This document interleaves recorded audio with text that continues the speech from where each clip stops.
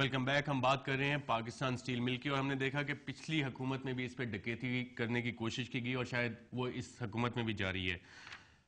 لودھی صاحب، جو انویسٹیگیشن چل رہی ہے عباس گروپ کی، اس میں جو آڈیٹر جنرل ہے انہوں نے کہا تھا کہ Abbas group was awarded dealership of Pakistan steel mill as consumer and trader at the same time in violation of Pakistan steel mill rules اور ریگولیشنز، کہ پاکستان سٹیل مل کے رولز اور ریگولیشن کی خلاف ورزی کرتے ہوئے انہیں ٹریڈر اور کنزیومر کے طور پہ یہ کانٹریکٹ دیا گیا. اور جو ایف آئی اے کے سامنے آپ نے بات کی ہے کہ اس میں ٹریڈر جو ہے اور ڈیلرز، ان کو ہم رسپانسبل نہیں کر سکتے، پاکستان سٹیل مل کی مینجمنٹ کو صرف رسپانسبل کرنا چاہیے. تو آپ ڈیلرز کو تو نہیں بچا رہے کہیں؟ اس سے پہلے کہ میں آپ کی اس بات کا جواب دوں، I would like to go back to جو جنرل صاحب بات کر رہے تھے پرائیویٹائزیشن کی.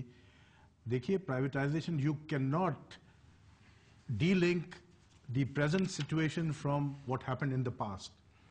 Privatisation was the biggest stumbling block for the progress of Pakistan steel mills.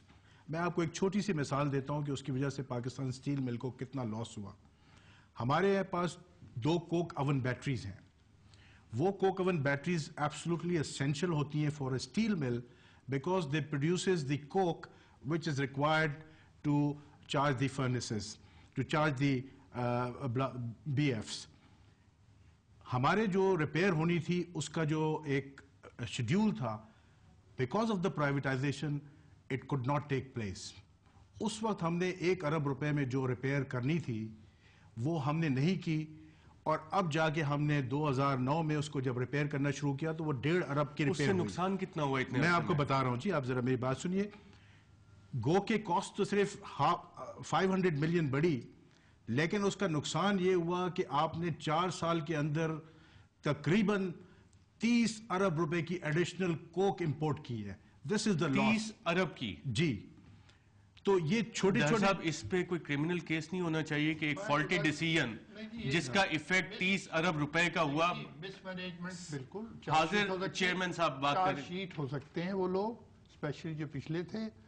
یہ آپ یہ بات کر رہے ہیں، they deliberately allowed the contracts to expire.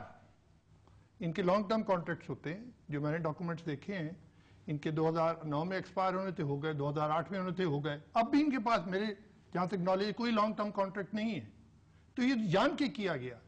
ان کے خلاف تو کرمنل ہو سکتی ہیں because they deviated and aborted the rules and regulation under which steel mill works. بالکل. ایک پوائنٹ بڑا ہے جن صاحب، اس پہ ہم ایک سیپریٹ پروگرام ناظرین آپ کے لیے کل بھی پیش کریں گے اور اسی پینل کے ساتھ گفتگو اپنی جاری رکھیں گے. اور کل ہم آپ کو بتائیں گے کہ ایف آئی اے کی تحقیقات کہاں تک پہنچی. اس میں ایف آئی اے کے 2 ڈائریکٹر جنرلز کو تبدیل کیا گیا. ایف آئی اے کو پریشرائز کون کر رہا تھا؟ جو لال جی صاحب کی صاحبزادی ہیں جن کا نام آ رہا ہے، ان کے بیرونی اکاؤنٹس کون کون سے ہیں، ان میں کتنی ٹرانزیکشنز ہو رہی ہیں. اور آج ناظرین جو پروگرام میں ہم نے ڈسکشن کی اس میں یہ بات ثابت ہو رہی ہے کہ جو پرائیویٹائزیشن کا عمل شروع کیا گیا شوکت عزیز کے دور میں، جب حفیظ شیخ پرائیویٹائزیشن منسٹر تھے، اور چیئرمین صاحب کا، ایکٹنگ چیئرمین لودھی صاحب کا کہنا ہے کہ اس پروسیس کی وجہ سے تقریباً 30 ارب روپے کا نقصان ہوا جو کوک امپورٹ کیا گیا اس میں سٹیل مل کی وجہ سے. اور ہم پرائیویٹائزیشن کے کیس کو آج جو 22 ارب کے نقصانات کا ایک سپریم کورٹ کے سامنے ہے اور 700 ملین کے جو ماہانہ لاسز ہوئے ہیں ان کو ڈی لنک نہیں کر سکتے.